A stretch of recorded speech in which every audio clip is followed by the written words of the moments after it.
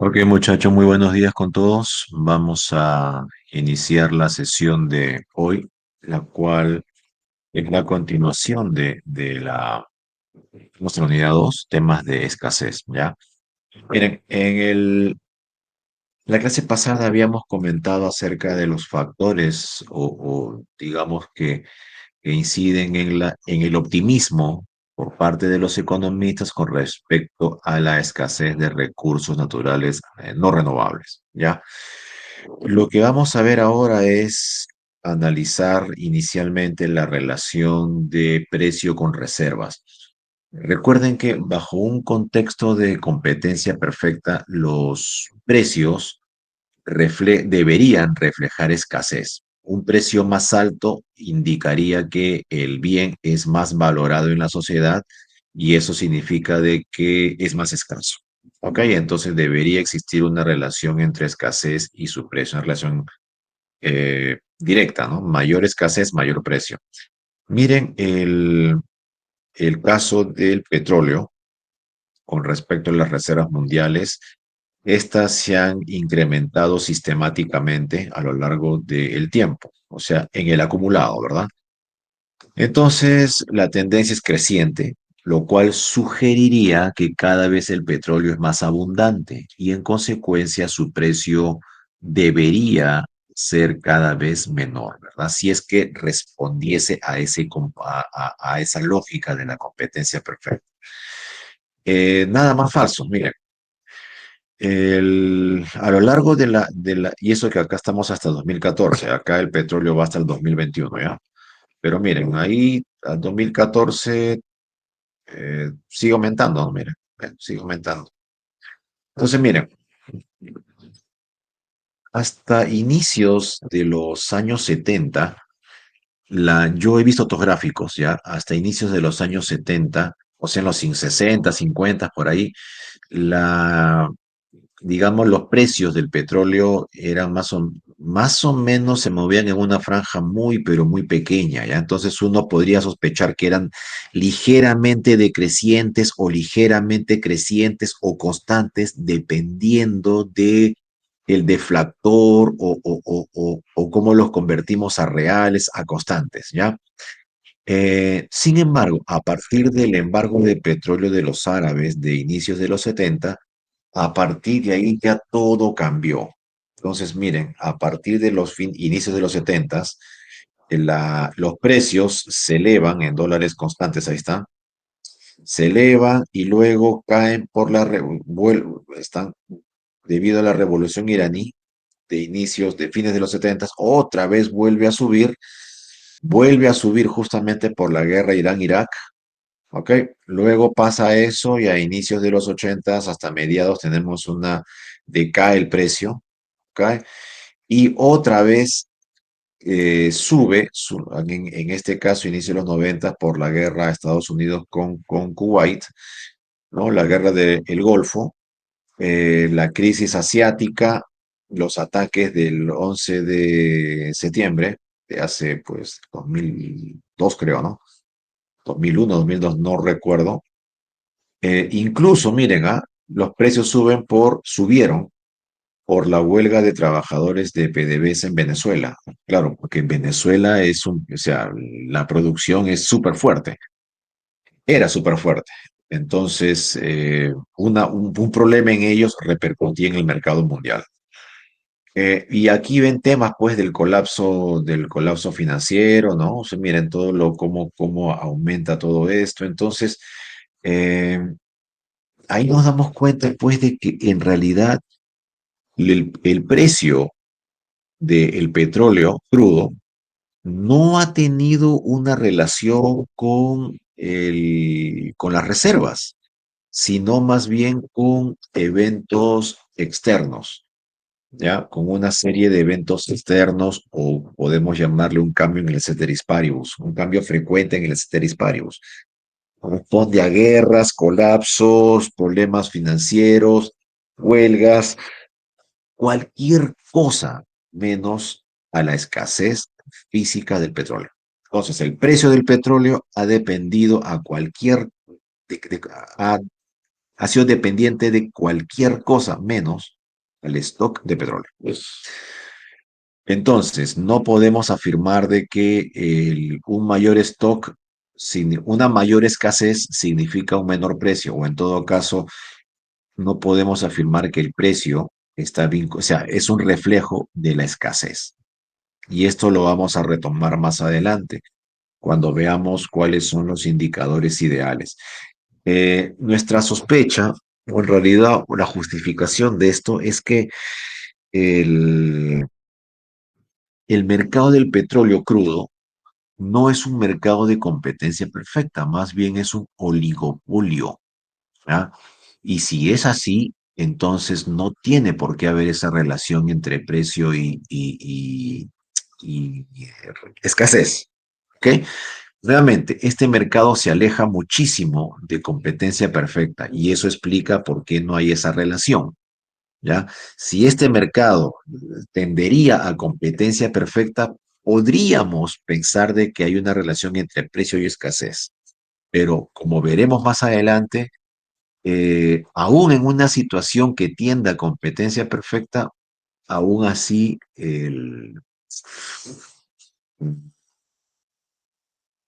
la relación sería cuestionable, ¿ya? Porque estaríamos omitiendo el efecto de la tecnología.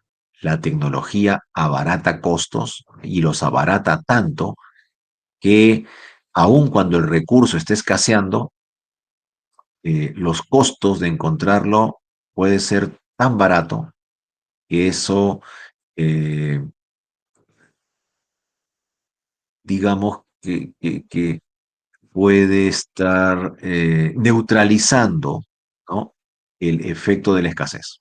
O sea, cuando hay escasez, el precio sube, ya, pero cuando hay una tecnología que te abarata costos, esa tecnología puede abaratar tanto los costos que neutraliza el efecto de la escasez. Entonces, todo va a depender del balance, ¿verdad? En el balance, por ahí que la neutralización es tan grande que incluso el precio puede estar bajando. ¿Ok? Entonces, esto es bien relativo. Lo que sí nos queda claro es que, como hemos visto en estas dos imágenes, acá están las reservas crecientes a lo largo del tiempo del petróleo crudo, que no tiene nada que ver con los precios. Los precios responden a cualquier cosa, principalmente a eventos, cambios en las condiciones sociopolíticas a nivel mundial. ¿Ok? Y eso es porque es un oligopolio. Ok, muchachos, entonces ya nos queda claro la relación que hay justamente en el caso del petróleo del stock de petróleo con su precio. Miren, en el caso a ver, están viendo mi pantalla con donde estoy presentando el precio del oro. Sí, bro. Ya, Sí, perfecto. sí. Miren, en el caso del oro, del precio del oro, este, acá hay una pequeña diferencia, ¿ya? Es como una excepción. El, la tendencia no está clara, ¿ya? Esto no necesariamente tiene que ver con este gran, no necesariamente, ¿ah? Pero miren, en cierta medida, miren, hay un pico por el año 82 y hay otro pico en el año 2010. Y acá igual, ¿no? El año 82, ¿no? Venga, está alto y en el año 2010 también empieza a subir. O sea, más o menos va por ahí, ¿ya? Miren, más o menos. Eh, pero, cuál es la diferencia en el caso del oro? En el caso del oro es que si te va bien, compras oro y si te va mal, compras más oro. Recuerden que el oro es un mecanismo de refugio, ¿verdad? Cuando el dólar, por ejemplo, se pone bajo, o sea, la situación para el dólar es magra, la sociedad, o sea, compran oro. En Estados Unidos, cuando la cosa se pone fea, claro, ahí no van a comprar dólares para protegerse, pues, ¿no? O sea, entonces ellos compran oro, ¿ya? Y los inversionistas se refugian en el oro. El oro es un mecanismo de refugio. Entonces, eso lo hace diferente, digamos, o sea, eso hace que su precio sea incluso hasta más complejo que el caso del petróleo. ¿Por qué? Porque pase lo que pase, igual le vas a comprar oro, ¿ok? Pase lo que pase. Si las cosas se ponen malas, compras oro, y si las cosas se ponen buenas, también compras oro. Entonces, es un mecanismo de refugio, ¿ya? Eh, pero acá tampoco podríamos decir, sí, mira, hay, los precios del oro van de esta forma y las reservas. No tengo ahorita el gráfico de las reservas de oro, ¿ya? Debí tenerlo acá, pero tampoco le aseguro que tampoco hay una relación clara, ¿ya? No hay una relación clara. Entonces, miren, miren esta lógica. No hay una relación clara del precio del oro con el stock del oro. ¿Por qué? Porque el precio del oro no responde a la escasez, responde a igualito. ¿Por qué sube y baja el precio? Por las condiciones político-económicas, ¿verdad? Ya, listo. Entonces funciona por cualquier cosa menos el stock. Entonces los precios de los commodities no están vinculados justamente a su escasez. Parecen no estar vinculados a su escasez, más bien a procesos de índole económico, político, mundial. ¿Ok? Entonces, la escasez física no representa un papel importante aquí. Por eso es de que, como vamos a ver más adelante, los precios no son buenas medidas para evaluar escasez. Y lo estoy demostrando por qué.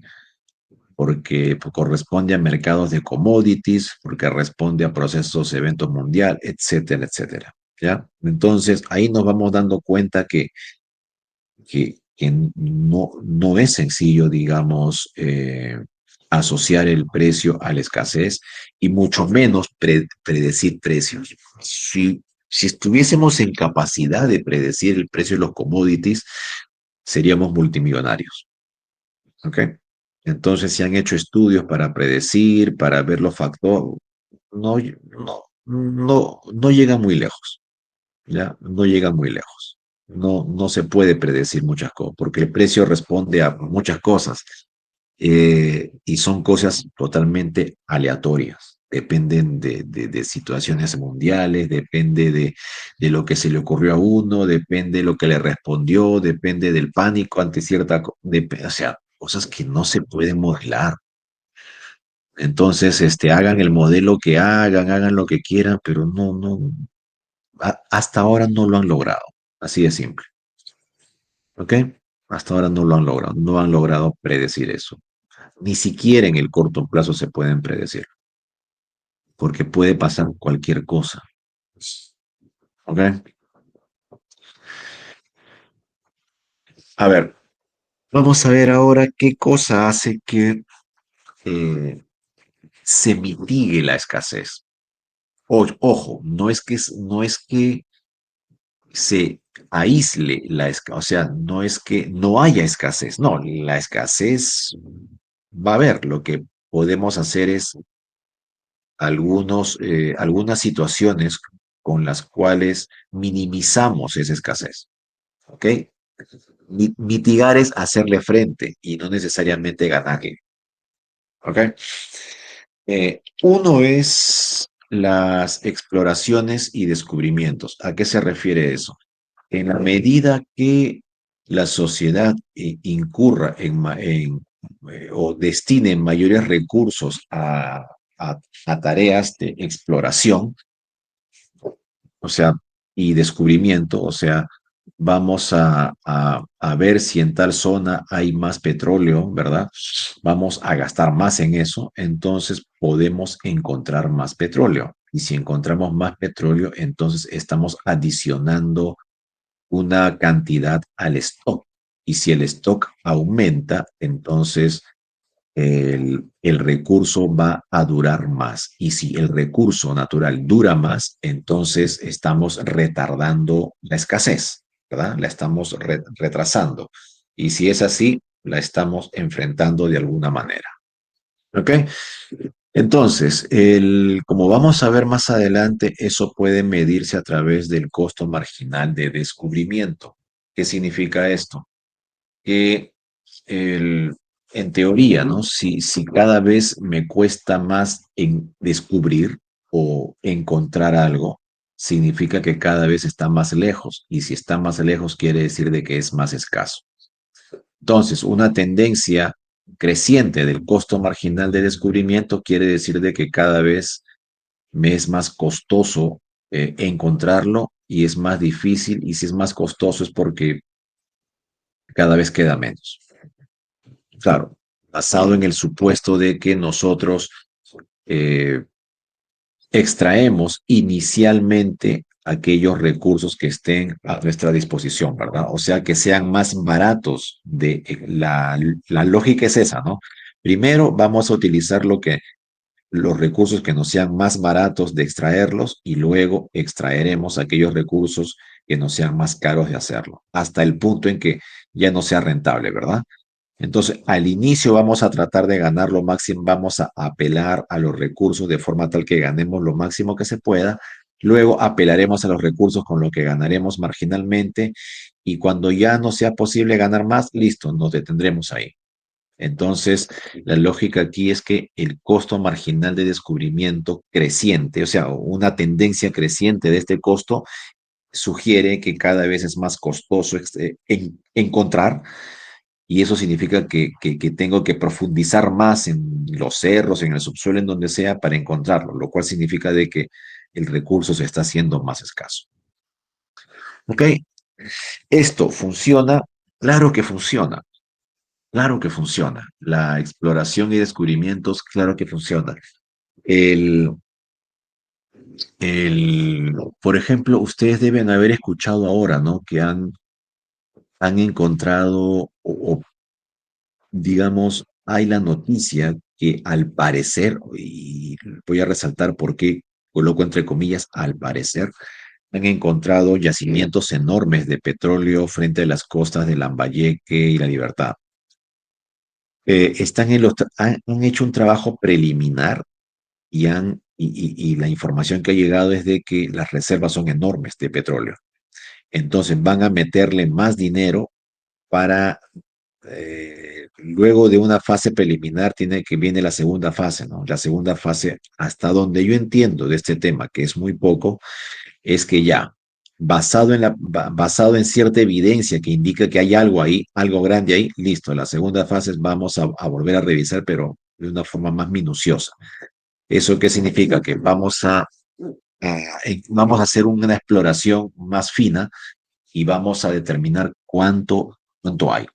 Ya, me parece que van a empezar esa segunda etapa, pero la primera etapa ha dado muy buenos resultados, incluso en Tumbes también, ¿ya? Tan así que eso podría cambiar, podría convertir a Perú de un importador neto a un exportador neto, ya para que tengan una idea de cuánto. Ojo, eso es con lo preliminar. De repente, cuando mejoren los cálculos con más información de mayor inversión en exploración en ese lugar, por ahí que la cosa se pone aún mejor, ¿verdad? Entonces, se está esperando eso. Eso va a tomar no sé, no soy un experto en estos temas, pero presumo que tomará algunos meses o un par de años, no sé, pero el, la idea es que el Perú estaría a punto de convertirse de un importador neto a un exportador neto, ¿no? Lo cual es sumamente bueno para el Perú en términos de ingresos, en términos de ahorro de divisas y un montón de cosas, ¿no? Bueno, empleo, impuesto y todo, y bueno, y todo lo que se genera alrededor de un mayor nivel en la extracción de un recurso natural no renovable. ¿Ok? Entonces, ¿eso funciona? Sí funciona. Metiéndole más dinero en exploración y descubrimiento, deberíamos, ojo, eso es una actividad riesgosa a veces le metes dinero y no encuentras nada. A veces le metes dinero, como ahora, y encuentras algo interesante, ya, pero la exploración son en fases, ¿no? Una primera fase, un estudio es a grueso modo, pucha, hay algo interesante, listo, viene otra segunda fase. Si hay algo interesante, se justifica meterle más plata para realmente determinar la cuantía de lo que hay. Y a veces te das cuenta de que, pucha, era plancha quemada, ¿no? O sea, falsa alarma. O a veces te das cuenta de que era mejor de lo que tú creías. pero eso involucra un riesgo enorme, porque no estamos hablando pues de 20.000 soles, de 15.000 soles, no, estamos hablando de decenas de millones de dólares, decenas. O sea, estamos hablando de 100, 150 millones, 250, o sea, son cantidades grandes. Y si no encuentras nada, pues esas cantidades se perdieron, son costos hundidos. Entonces, eso es todo un tema, ¿ya? Y eso no solamente es para petróleo, sino también para el caso de oro, cobre, todas esas cosas. Entonces, si, mientras más invertimos, la probabilidad de encontrar más recurso natural no renovable es mayor. La probabilidad, pero o sea, de que realmente metas más dinero y encuentres más, es, hay ese potencial, pero no hay garantía que eso ocurra, ¿verdad? Porque si fuera así, prácticamente tienes información perfecta. Y si tuvieras información perfecta, en realidad no deberías estar explorando, porque si hay información perfecta, ya lo sabes. Entonces, es una actividad riesgosa y justamente por ese motivo es que en muchos de nuestros países los recursos son concesionados a un privado. Ya tú encárgate tu riesgo, me das una buena tajada y listo, ¿no? Y eso, o sea, bajo ciertas circunstancias tiene más sentido porque le ahorra este tipo de costos perdidos al Estado, ¿no? Ok, ese es un tema que, bueno, no lo vamos a tocar mucho, pero lo que sí es cierto y para fines de esta clase es que en la medida que le metamos más recursos a exploración y descubrimientos, el potencial para adicionar al stock actual es mayor. ¿Ok? De hecho, hay una teoría, y yo la leí un libro hace ya más de 20 años, y el libro indica pues de que lo que el ser humano ha explorado en el planeta Tierra es una fracción infinitesimal de la corteza terrestre. Entonces, si es así, quiere decir de que, oye, todo lo que conoces de lo que tienes es apenas un punto en el espacio. Entonces, ¿por qué debes asumir que no hay más si prácticamente has explorado nada? O sea, si solamente conoces las reservas que tienes y lo que has explorado es un punto prácticamente de la corteza, entonces ¿por qué deberías creer que no hay más que eso? ¿Ok? Y bueno, de ahí se derivan varias cosas, ¿no? Pero en realidad esto de la exploración, desarrollo es una actividad bien riesgosa y son varias fases. No es que me traen una máquina y les dice cuánto, no, no. Hasta donde yo entiendo que es muy poco de estos temas, no es así, son varias fases. Una primera fase de una manera gruesa, se dan cuenta si hay algo o no hay algo, y si hay algo, viene otra segunda fase donde ya justifican meterle el dinero, ¿no? Porque o sea, donde ya se minimiza riesgo, ¿verdad? Eso es, ¿ok? Entonces, exploración y descubrimientos es la voz para tiene el potencial. Mientras más dinero destinemos a estas actividades, el potencial de encontrar o adicionar más reservas es mayor. Vamos con el segundo, ¿ya? Que es progreso tecnológico. Bueno, si nosotros utilizamos menos recurso natural por unidad de producción, se desprende que para producir más necesitaremos menos materia prima, menos recurso natural. Y si necesitamos menos recurso natural, entonces vamos a consumir menos. En consecuencia, vamos a dilatar su agotamiento. Sí. Claro, si ahora estamos empleando menos cobre, entonces vamos a extraer menos cobre. Y si extraemos menos cobre, entonces la reserva nos va a durar más. Y eso significa dilatar su agotamiento. Entonces, una manera de que el recurso no se agote o una manera que el recurso no, de que su escasez no sea un problema es simplemente un mayor progreso tecnológico,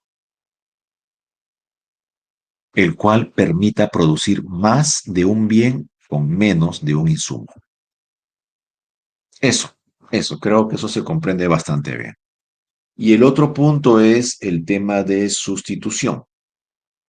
El tema de sustitución significa, bueno, si un recurso si el recurso A se está agotando, fácil, lo sustituyo por el recurso B.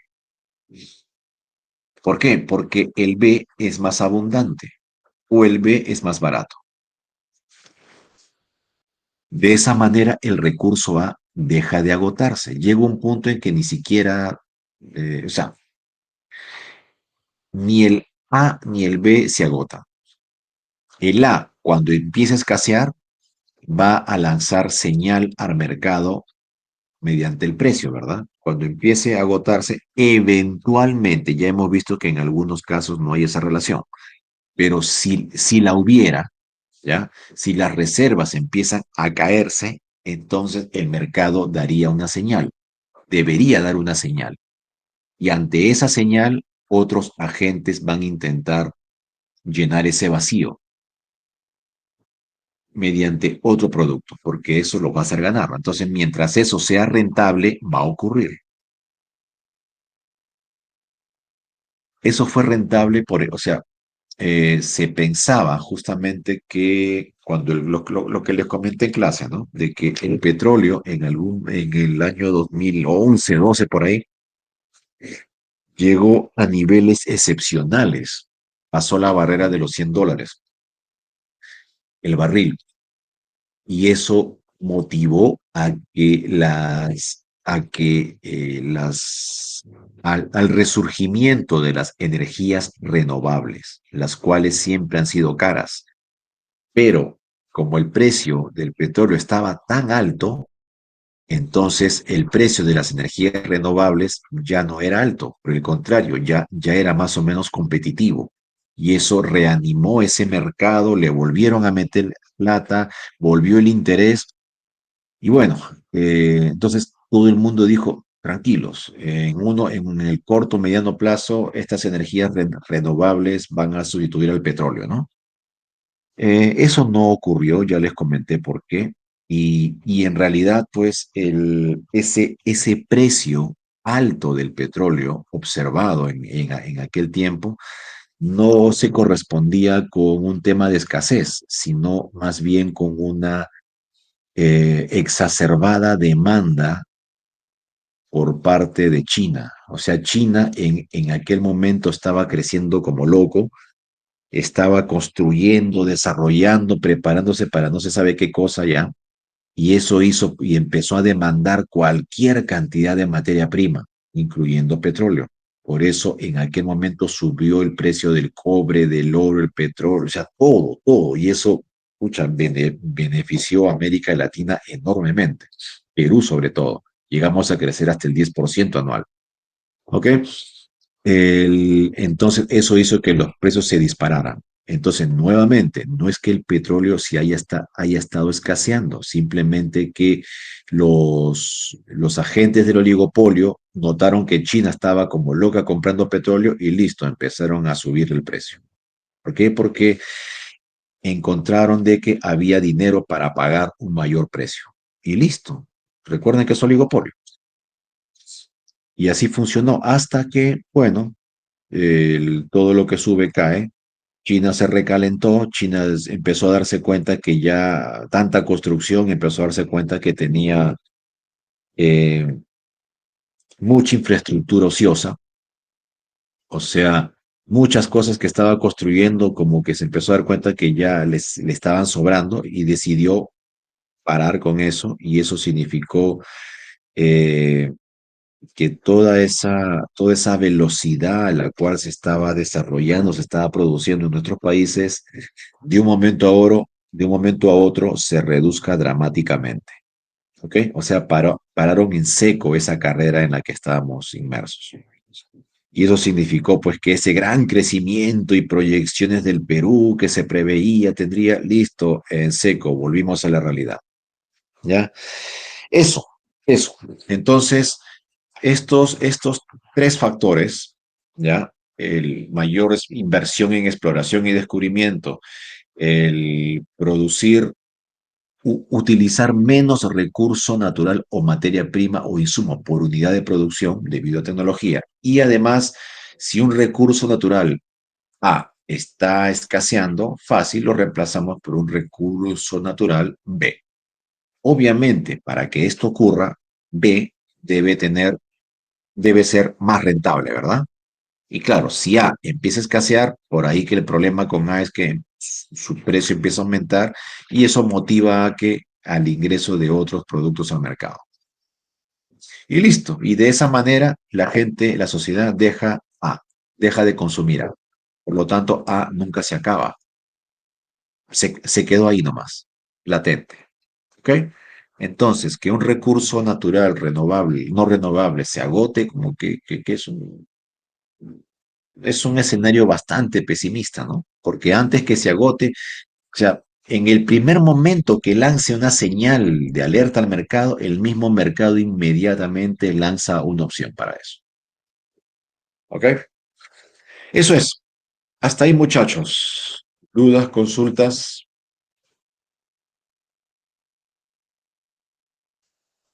not yet.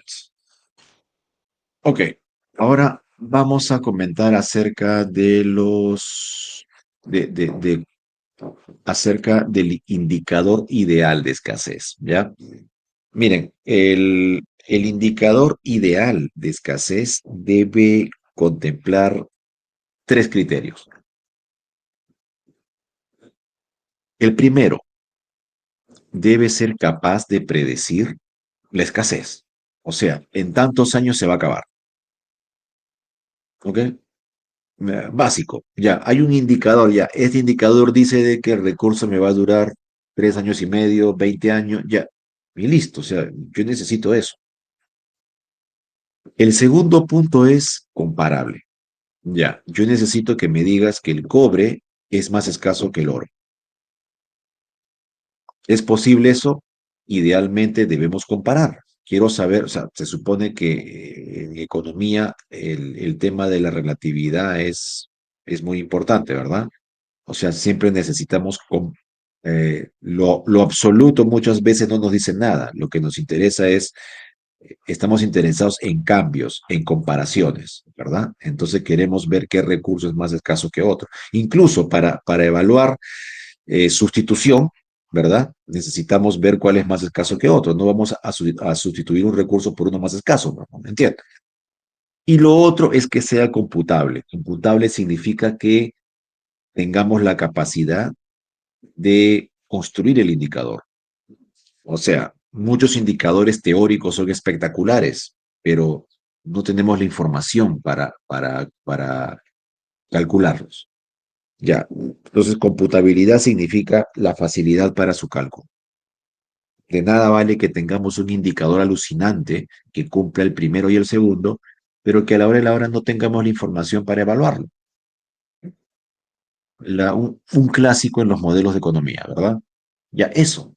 Entonces, el indicador ideal debe cumplir con esos tres criterios: predicción, comparabilidad y computabilidad. ¿Verdad? El primer indicador es un indicador físico, la tasa de reservas. La tasa de reservas no es otra cosa que es equivalente a las reservas dividido entre el consumo. ¿Ya? Tasa de reserva, tasa es una división, ¿verdad? Un ratio. ¿Ya? Tasa es cantidad de reservas entre consumo o producción. ¿Ya? Por ejemplo, si tenemos unas reservas de 100 años, perdón, tenemos 100 toneladas de reservas y cada año producimos o consumimos 20 toneladas, Dividimos, ¿no? 100 entre 20 igual 5. Entonces tenemos reservas para 5 años. ¿Ok? Tenemos reservas para 5 años. ¿Eso qué significa? El, pregunta, ¿podemos predecir la cantidad de reservas? O sea, la escasez, o sea, ¿cuántos años nos queda? Sí, aparentemente cumplimos con la predicción. Segundo, ¿podemos comparar eso? Sí, porque podemos decir el oro durará 5 años y el cobre un año. Listo, computabilidad, ¿podemos tener ese indicador en términos concretos? Sí, es muy fácil, una división y ya está, la información está disponible. Ya, entonces hemos encontrado el indicador perfecto. No, porque falla en la predicción. Aparentemente podemos decir, ah, sí, pues si divide 100 entre 20 igual 5, ya, pues tenemos para 5 años. Ya, ese es un error. Es un error, no la construcción, sino es un error pretender que ese resultado realmente corresponde a la escasez. El, ¿Por qué? Porque lo que estamos haciendo ahí es lo siguiente, y pongan atención. Estamos dividiendo las reservas de hoy, ¿ya? Hoy es el hoy, entre lo que estamos produciendo hoy. Y estamos pronosticando sin que nos va a, digamos, hoy tenemos 100 toneladas de reserva y hoy se está vendiendo 20 toneladas por año. Entonces, bajo esa lógica, nosotros podemos decir hoy que nos quedan recursos para 5 años. 100 entre 20 igual 5, ¿ya? Entonces, hoy decimos que nos queda 5 años más. Pregunta, ¿el próximo año podríamos afirmar lo mismo, que nos quedan 4 años?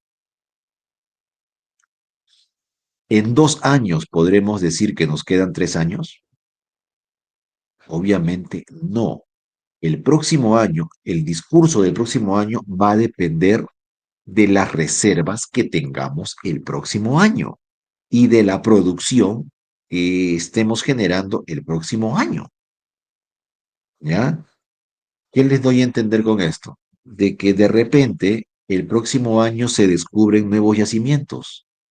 Y entonces, este año digo, me quedan eh, 100 entre 20, me quedan 5 años, pero el próximo año, miren, yo debería afirmar, me quedan 4 años, ¿verdad? Pero el próximo año de repente me quedan reservas y el próximo año vuelvo a hacer el cálculo y digo, me quedan 15 años más de reservas. Entonces, ¿realmente me sirvió un año antes afirmar, me quedan 5 años? No, porque el problema entonces ya nos damos cuenta que el problema de la tasa de reservas es que omite los nuevos descubrimientos que pueden ocurrir en cualquier momento. O sea, en cualquier momento puedes encontrar lo que estabas buscando. Obviamente, si le has metido dinero. Miren, e incluso aún sin haberle metido dinero para buscar más, aún sin buscar, podemos encontrar más. ¿Y cómo? Por tecnología. De repente determinamos, miren, de repente determinamos que teníamos 100 toneladas ahí abajo, en el subsuelo. Pero el próximo año mejora la tecnología. eh, Nosotros habíamos contratado ingenieros de una universidad de dudosa reputación. Los mandamos a estudiar, no sé, otra carrera. Y traemos ingenieros de la agraria, ¿ya? Y ahora hacen bien el estudio y dicen, oye, acá no había 100 toneladas como te dijeron, hay 180 toneladas. Ah, entonces me queda ya no para 5 años, sino me queda para 180 entre 20, me queda para 9 años. Exacto. Entonces, ¿cómo solucionamos la escasez? Solamente haciendo un mejor estudio. No necesitamos invertir en exploración, esperar a ver qué ocurre, nada. Simplemente nos dimos cuenta que la predicción que teníamos al inicio, o sea, la información que teníamos no era la correcta. Hicimos un mejor estudio y nos dimos cuenta de que, oye, teníamos más reserva de lo que creíamos.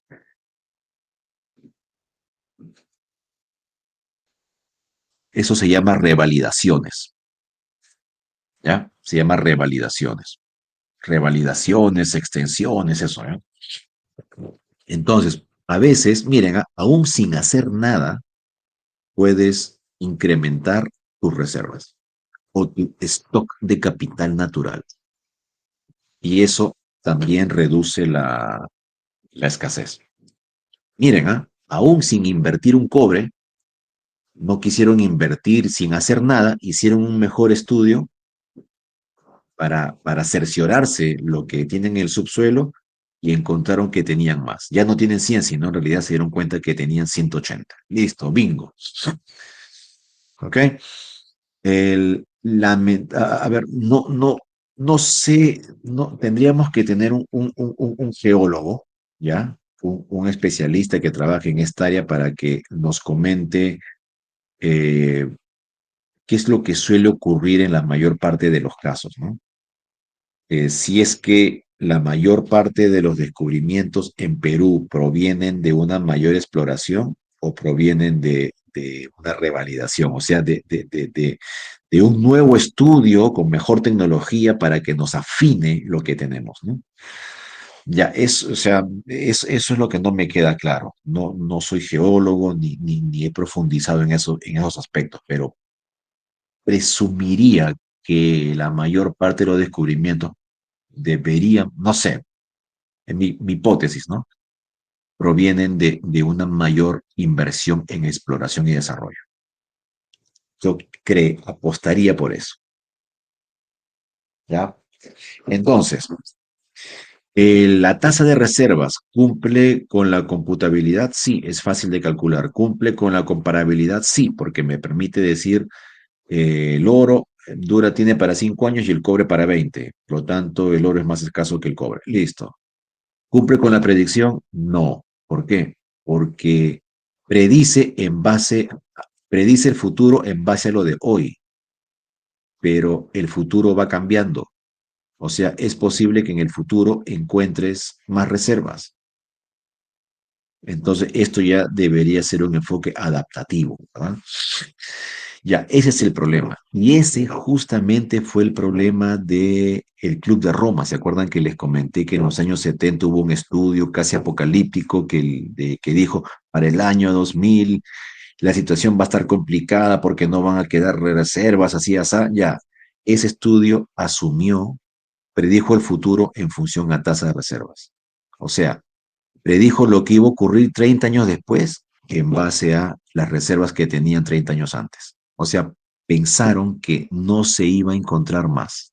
O sea, que esas reservas iban a mantenerse intactas, de que no habría adiciones a esa reserva. Pensaron que no iban a haber más descubrimientos que permitan incorporar esa reserva. Graso error, ¿verdad? Porque con los avances tecnológicos y con la competencia, con las inversiones, descubrieron, pues, ya si cada vez descubrieron más y más y más. Entonces, esas predicciones apocalípticas fueron parte del pesimismo. ¿Por qué? Porque eras tan pesimista de que pensaste que más adelante no se te iba a ocurrir encontrar más de ese recurso.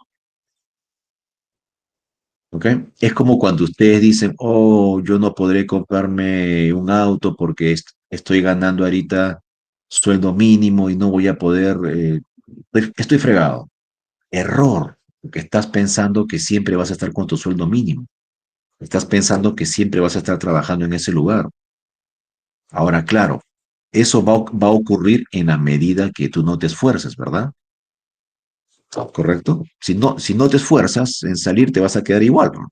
Pero aún así, aún sin esforzarte, puede ocurrir un milagro que alguien te diga, recibas esa llamada milagrosa que te diga, oye, acá tengo algo esperándote por ti. ¿Quieres apoyarnos en este proyecto? Y listo, cambió tu vida. También puede ocurrir eso. Eso sería algo así como revalidaciones, ¿no? Para nosotros. O sea, con la misma información, perdón, haciendo un mejor estudio nos dimos cuenta que teníamos más reserva de lo que creíamos. ¿Eh?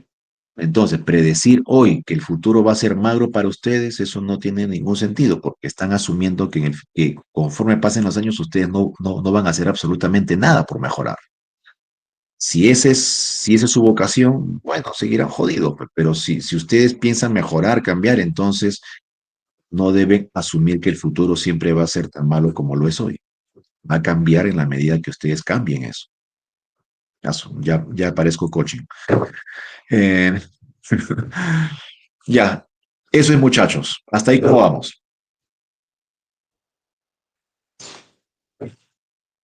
¿Compran lo que les digo?